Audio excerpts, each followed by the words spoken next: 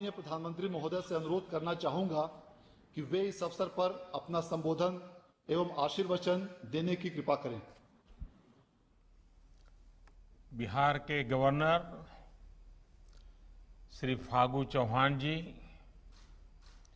बिहार के मुख्यमंत्री श्री नीतीश कुमार जी, केंद्रीय मंत्रिपरिषद के मेरे सहयोगी हरदीप सिंह पुरी जी, रविशंकर प्रसाद जी, गजेंद्र शेखावत जी, अश्विनी चौबे जी, उप मुख्यमंत्री भाई सुशील जी, केंद्रीय और राज्य मंत्रिमंडल के अन्य सभी सदस्य, सांसदगण, विधायकगण और मेरे प्रिय भाई और बहनों,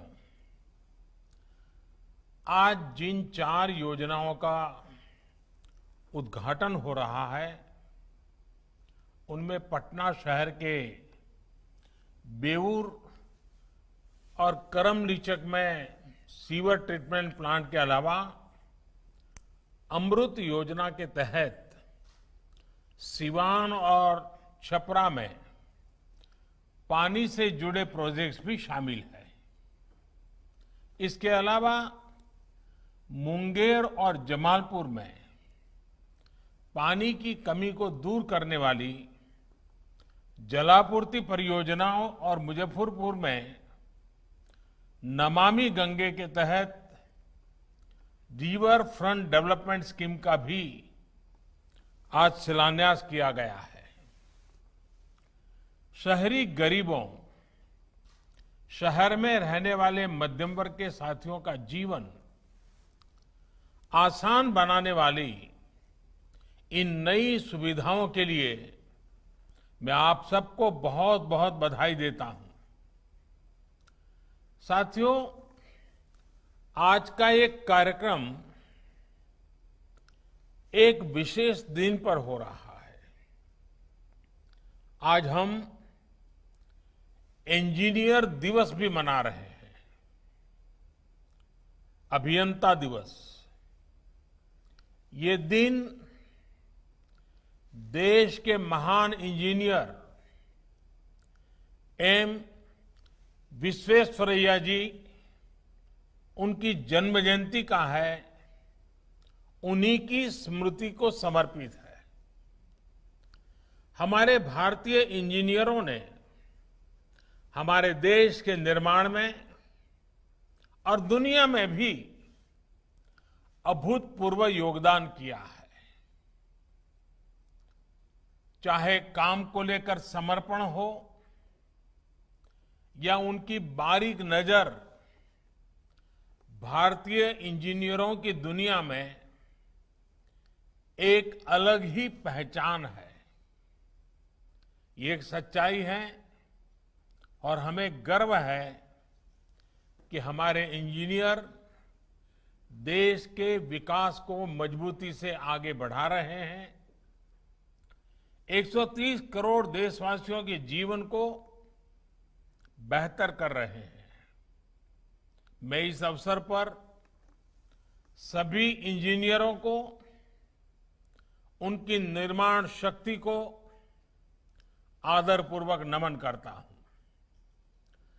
राष्ट्र निर्माण के इस काम में बहुत बड़ा योगदान बिहार का भी है।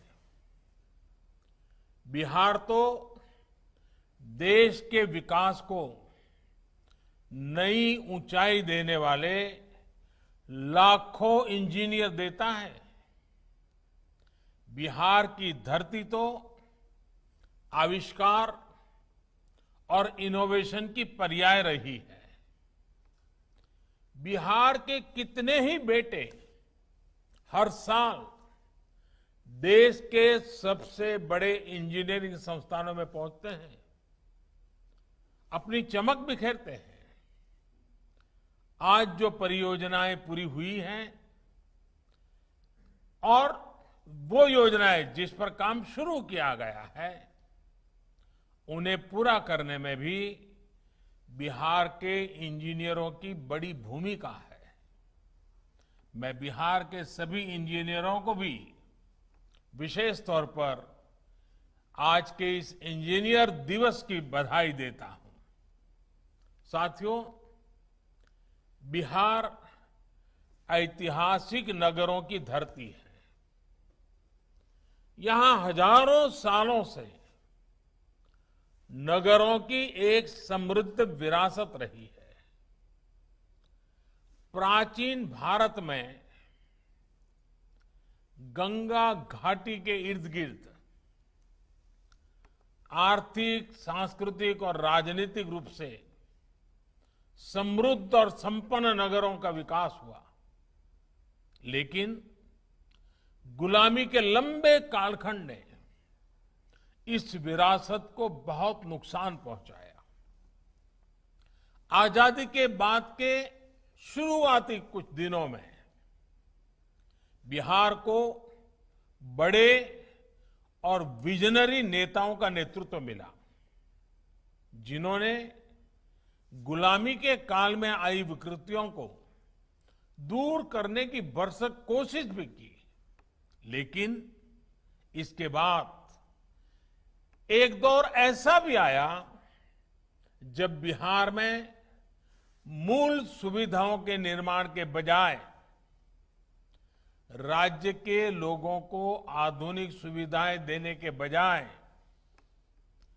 प्राथमिकताएं और प्रतिबद्धताएं पूरी तरह बदल गई।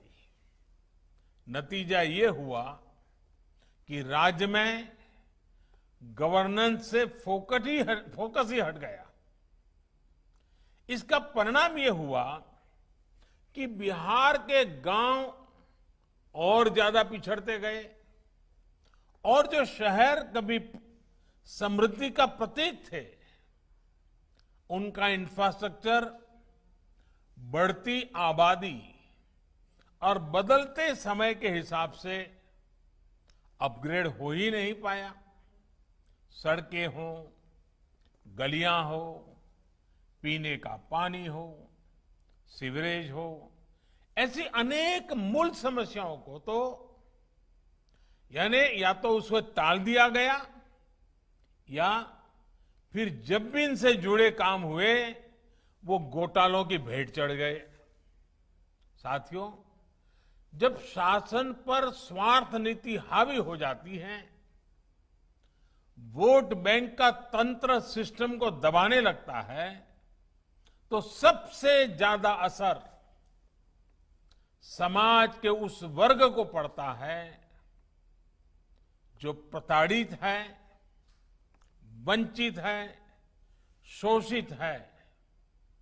बिहार के लोगों ने इस दर्द को दशकों तक सहा है।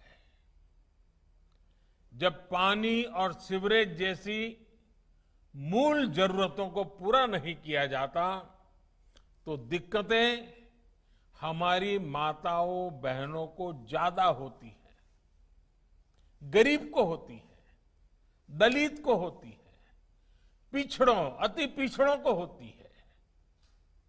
गंदगी में रहने से मजबूरी में गंदा पानी पीने से लोगों को बीमारियां पकड़ लेती है। ऐसे में उसकी कमाई का एक बड़ा हिस्सा इलाज में लग जाता है। कई बार परिवार अनेक वर्षों तक कर्ज तले दब जाता है।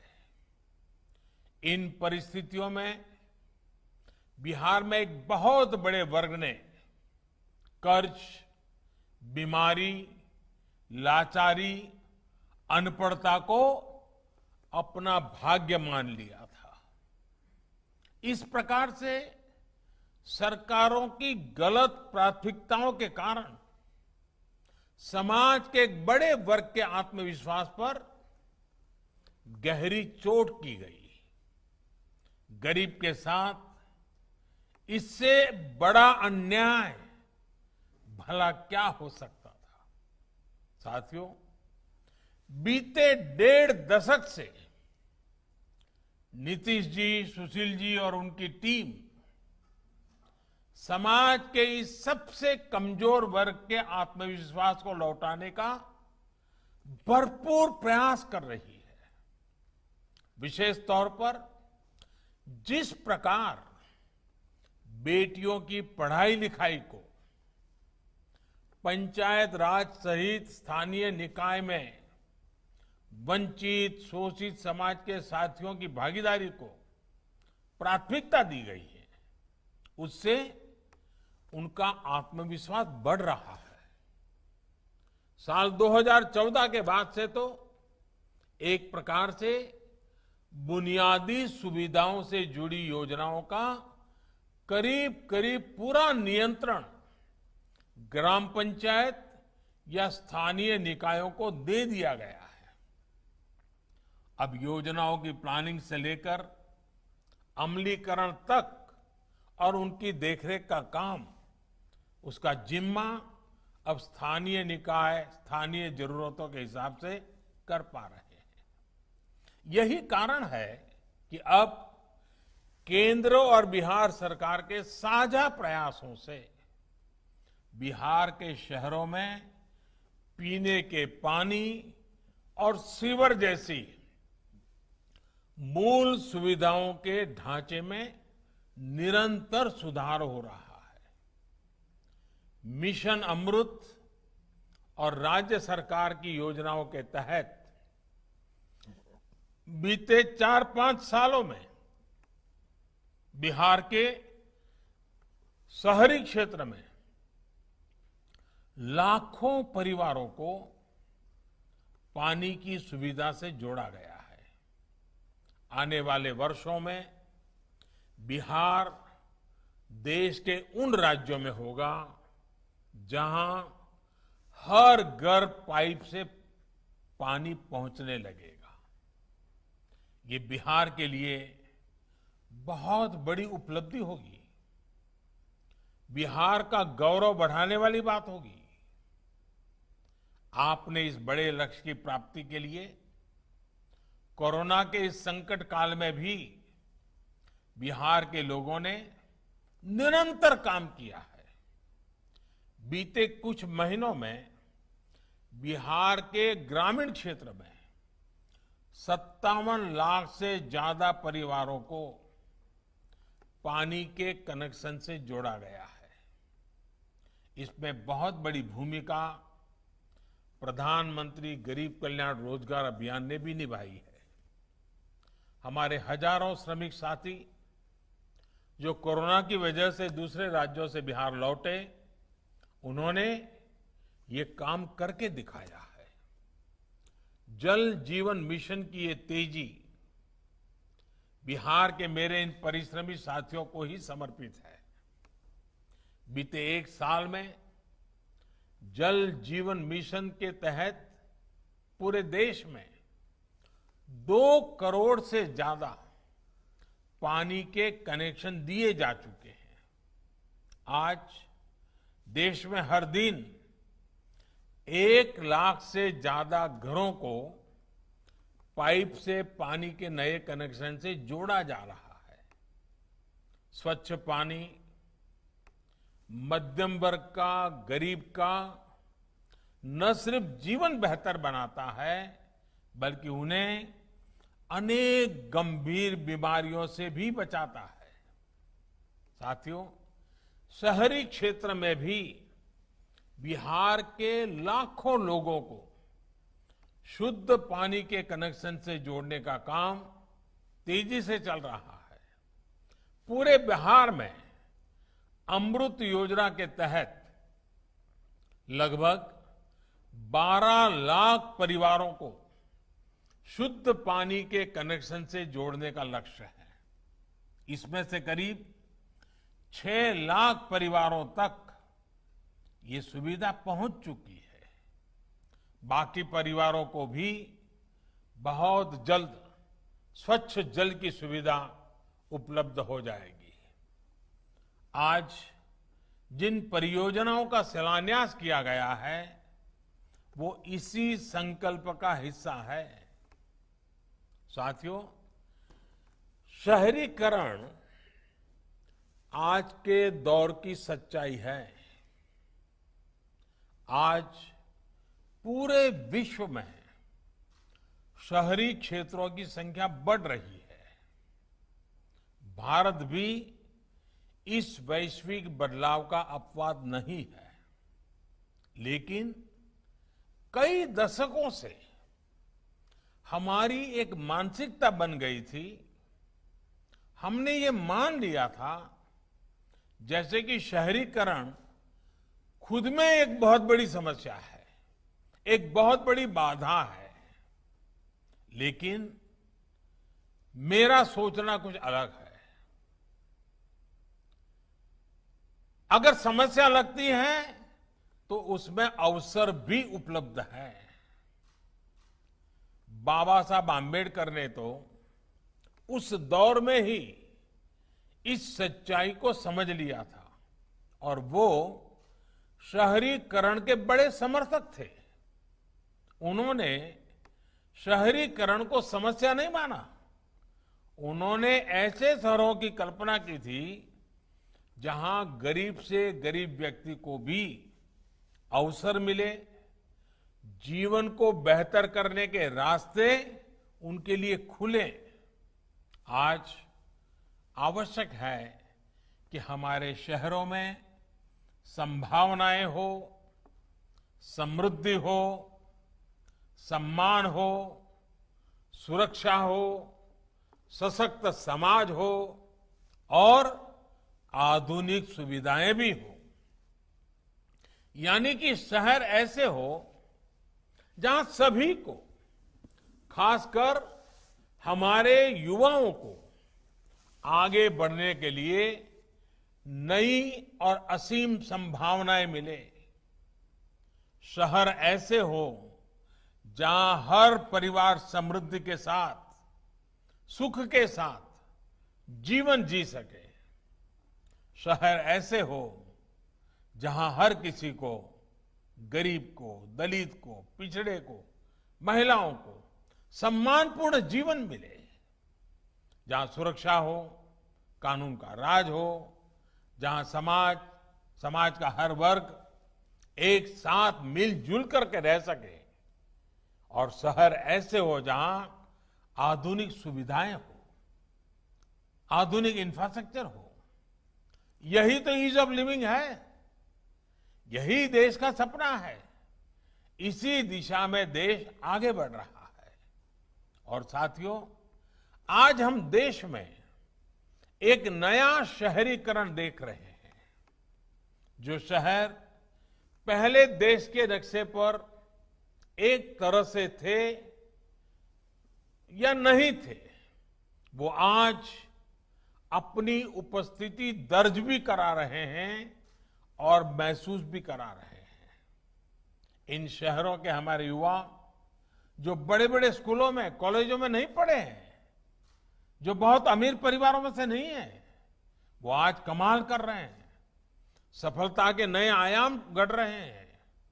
कुछ साल पहले तक शहरीकरण का अर्थ होता था कुछ बड़े शहरों को चमक दमक से भर दो, कुछ गिने चुने शहरों में एक दो क्षेत्रों में विकास कर दो। लेकिन अब ये सोच, ये तरीका बदल रहा है और बिहार के लोग भारत के इस नए शहरीकरण में अपना भरपूर योगदान दे रहे हैं।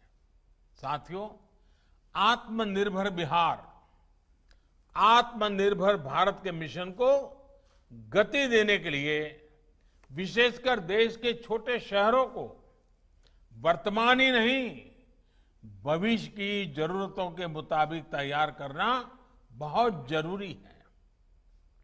इसी सोच के साथ अमृत मिशन के तहत बिहार के अनेक शहरों में जरूरी सुविधाओं के विकास के साथ साथ ईज ऑफ लिविंग और ईज ऑफ डूइंग बिजनेस के लिए बेहतर माहौल तैयार करने पर बल दिया जा रहा है। अमृत मिशन के तहत इन शहरों में पानी और सीवरेज के साथ green zone, park, LED street light जैसी व्यवस्थाओं का निर्माण किया जा रहा है। इस मिशन के तहत बिहार के शहरी क्षेत्र में लाखों लोगों को बेहतर सीवरेज सिस्टम से भी जोड़ा गया है। इसमें भी अधिकतर सुविधाएं ऐसी बस्तियों में विकसित की गई हैं जहां गरीब से गरीब परिवार रहते हैं। बिहार के भी 100 से ज्यादा नगर निकायों में 4.5 लाख एलईडी स्ट्रीट लाइट लगाई जा चुकी है। इससे हमारे छोटे शहरों की सड़कों और गलियों में रोशनी तो बेहतर हो ही रही है, सैकड़ों करोड़ की बिजली की बचत भी हो रही है और लोगों का जीवन आसान हो रहा है। साथियों, बिहार के लोगों का, बिहार के शहरों का तो गंगा जी से बहुत ही गहरा नाता है। राज्य के 20 बड़े और महत्वपूर्ण शहर गंगा जी के किनारे ही बसे हुए हैं। गंगा जी की स्वच्छता, गंगा जल की स्वच्छता का सीधा प्रभाव इन शहरों में रहने वाले करोड़ों लोगों पर पड़ता है। गंगा जी की स्वच्छता को ध्यान में रखते हुए ही बिहार में 6,000 करोड़ रुपए से अधिक की 50 से ज्यादा परियोजनाएं स्वीकृत की गई हैं।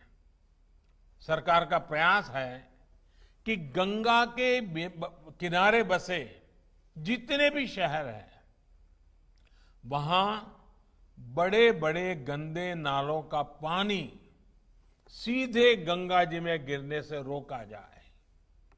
इसके लिए अनेकों वाटर ट्रीटमेंट प्लांट्स लगाए जा रहे हैं।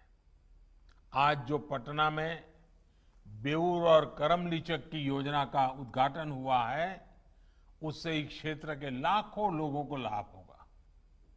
इसके साथ ही गंगा जी के किनारे बसे जो गांव है, उन्हें गंगा ग्राम के रूप में भी विकसित किया जा रहा है।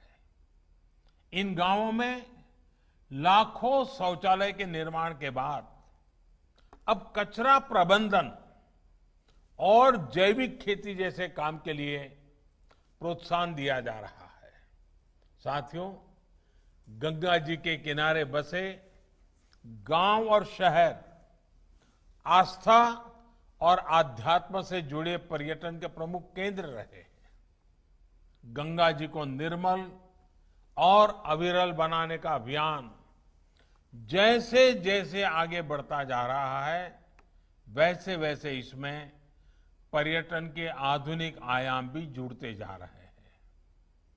नमामि गंगे मिशन के तहत बिहार सहित पूरे देश में 180 से अधिक घाटों के निर्माण का काम चल रहा है। इसमें से 130 घाट पूरे भी हो चुके हैं। इसके अलावा 40 से ज्यादा मोक्ष धामों पर भी काम पूरा किया जा चुका है। देश में गंगा किनारे कई जगहों पर आधुनिक सुविधाओं से युक्त रिवर फ्रंट पर भी काम तेजी से चल रहा है। पटना में तो रिवर फ्रंट का प्रोजेक्ट पूरा हो चुका है और मुजफ्फरपुर में भी ऐसा ही रिवर फ्रंट बनाने की परियोजना का शिलान्यास किया गया है। जब मुजफ्फरपुर के अखाड़ा घाट, सीढ़ी घाट और चंदवारा घाट उसको विकसित कर दिया जाएगा तो ये यहां पर्यटन का भी बड़ा केंद्र बनेंगे। बिहार में इतनी तेजी से काम होगा, काम शुरू होने के बाद पूरा भी होगा, इस बात की कल्पना भी 1.5 दशक पहले नहीं की जा सकती थी। लेकिन नीतीश जी के प्रयासों ने, केंद्र सरकार के प्रयासों ने ये सच कर दिखाया है। मुझे उम्मीद है इन प्रयासों से आने वाली छठी मैया की पूजा के दौरान बिहार के लोगों को, विशेषकर बिहार की महिलाओं की दिक्कतें कम होगी, उनकी सहूलियत बढ़ेगी। छठी मैया के आशीर्वाद से हम बिहार के शहरी और ग्रामीण इलाकों, उनको गंदे जल, बीमारी बढ़ाने वाले जल से मुक्ति दिलाने के लिए जी जान से काम करते रहेंगे। साथियों, आपने सुना होगा, अभी हाल ही में सरकार ने एक प्रोजेक्ट डॉल्फिन की घोषणा की है और अभी सुशील मोदी जी इसका बड़ा विस्तार से वर्णन भी कर रहे थे।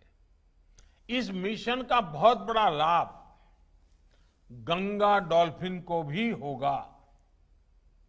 गंगा नदी के संरक्षण के लिए गांगेय डॉल्फिन का संरक्षण बहुत जरूरी है। पटना से लेकर भागलपुर तक का गंगा जी का पूरा विस्तार डॉल्फिन का निवास स्थान है। इसलिए प्रोजेक्ट डॉल्फिन से बिहार को बहुत अधिक लाभ होगा। यहां गंगा जी में बायोडायवर्सिटी के साथ साथ पर्यटन को भी बल मिलेगा। साथियों, कोरोना संक्रमण की चुनौती के बीच बिहार के विकास, बिहार में सुशासन का यह अभियान निरंतर चलने वाला है। हम पूरी ताकत, पूरे सामर्थ्य से आगे बढ़ने वाले हैं, लेकिन इसके साथ साथ हर बिहारवासी, हर देशवासी को संक्रमण से बचाव का संकल्प पल भर भी कभी भी भूलना नहीं है। मास्क, साफ सफाई और 2 गज की दूरी, ये हमारे बचाव के सबसे कारगर हथियार है। हमारे वैज्ञानिक वैक्सीन बनाने में दिन रात जुटे हैं, लेकिन हमें याद रखना है, जब तक दवाई नहीं तब तक ढिलाई नहीं। इसी निवेदन के साथ एक बार फिर आप सभी को इन विकास परियोजनाओं के लिए बहुत बहुत बधाई देता हूं। धन्यवाद।